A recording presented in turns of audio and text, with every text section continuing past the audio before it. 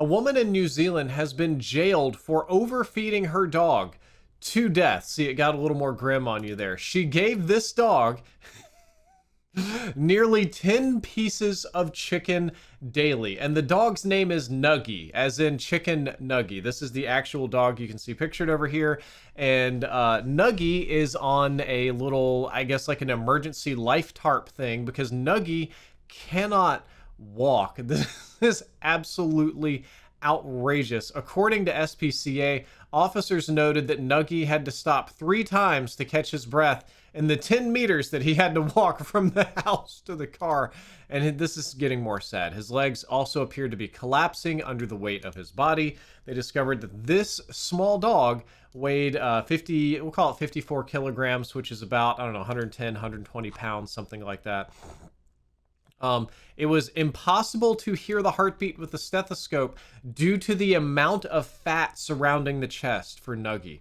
So in addition to all this other stuff, Nuggy had skin tags, nails overgrown, conjunctivitis. Nuggy was abused. We're laughing at the fat dog photos, but Nuggy, unfortunately, very much so was abused.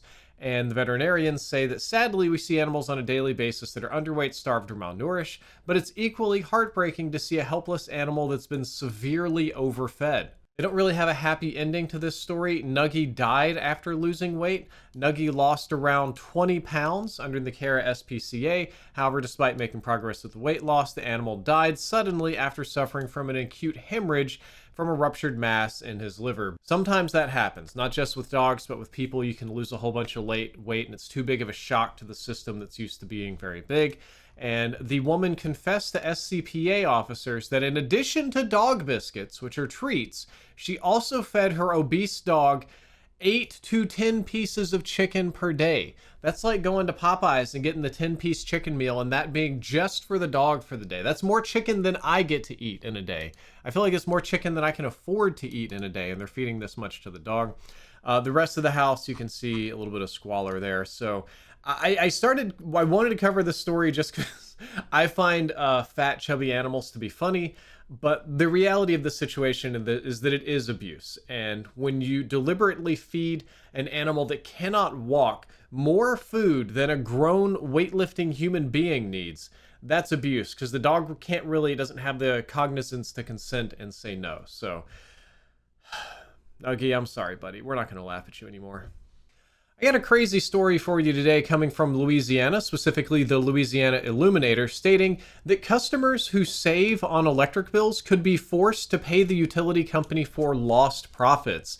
And the shortest possible version of this story is that Louisiana is rolling out new statewide energy efficiency guidelines, and utility companies don't like that because that means people are going to be using less electricity, so they want the opportunity to bill people for the electricity that they're no longer using. They want to be able to bill customers for the electricity that they're not using in order to recapture profits, as they say. So this is a completely wild but very, very true story. So Louisiana's major electric utilities are still pushing state regulators to allow them to charge customers for the cost of the new statewide energy efficiency program. The statewide energy efficiency program will require certain statewide energy savings targets, and hitting those targets could require the administrator to implement things like appliance upgrades for large commercial buildings, or smaller efforts like helping low-income customers insulate their homes so that we're not wasting electricity. And as the article says, this seems like a pretty straightforward idea to cut back on waste, but utility companies are not happy with it because in general, utility companies earn more when homes and businesses are less efficient and they waste more energy. So much so that Entergy Louisiana and Cloco opposed this idea for energy efficiency and has managed to successfully delay adoption for years.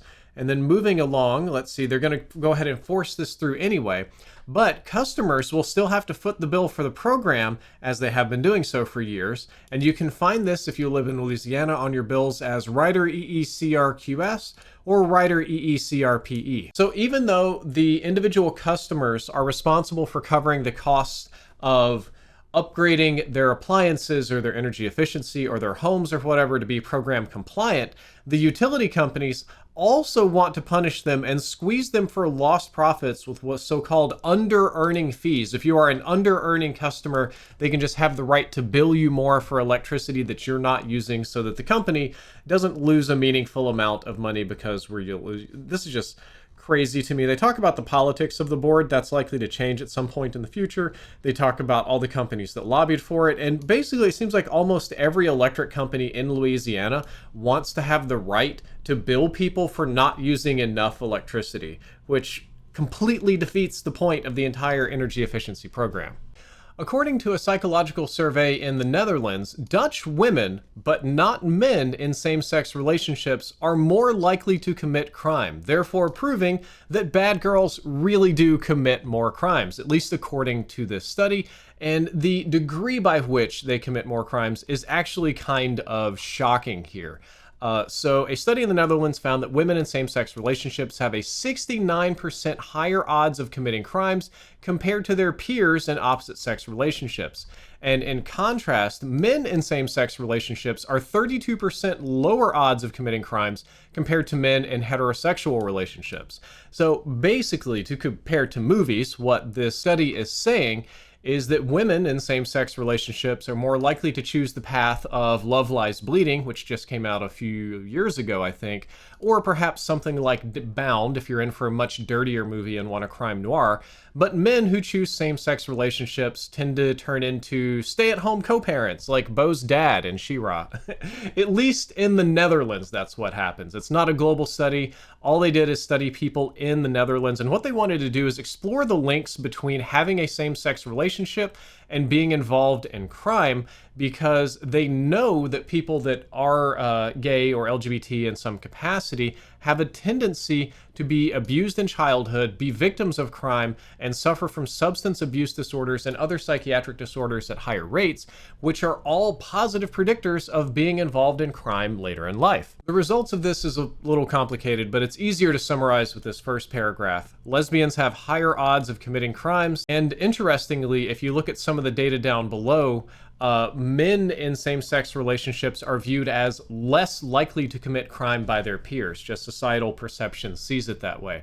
So I don't think this is a hard and fast rule. This was one study in one country on one demographic of people that does not span the globe and was not double-blind or probably not fully peer-reviewed yet or anything like that. But I did find it to be very, very funny, and almost any article that's amusing to me, any article that gives me an opportunity to reference a movie, especially an old movie, I'm pretty much here for. According to Windows Central, OpenAI could be on the brink of bankruptcy in under 12 months, with projections of $5 billion in losses over the course of the year. So what I'm going to do is I'm going to go through this article and kind of break down how they're spending their money, why they're spending so much, and why it's so important for them to remain profitable, or at least less unprofitable than they currently are.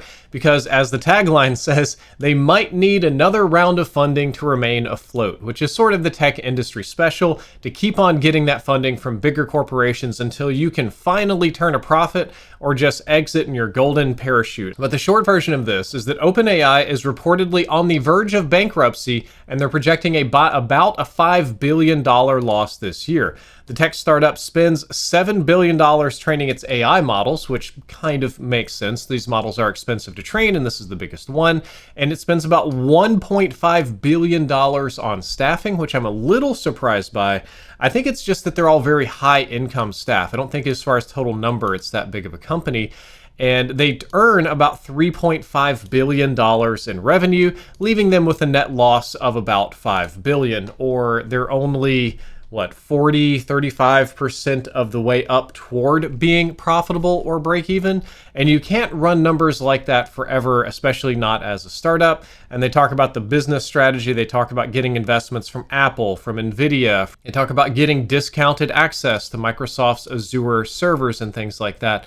But they're still in a place where they're likely to need more funding to continue to survive, because AI and what they're working on is just so ridiculously expensive. For context, OpenAI spends about $700,000 a day just to keep ChatGPT running, just to keep it going in its most basic form possible is the cost, and that is very, very extreme. And they say that they're still focusing on AGI. Now, AGI is completely revolutionary, a true general intelligence. I don't think they're that close, to be honest. I think they've done really impressive things with large language models and showed you, how statistical probability can make AI-like results. But AGI is an entirely different can of worms, a much more valuable one, a much bigger prize for them to go for, which makes sense. ChatGPT 4o's launch had the biggest spike ever in revenue and downloads, so they are becoming more profitable over time, but they still need to come up with another $5 billion or so to get back to breaking even.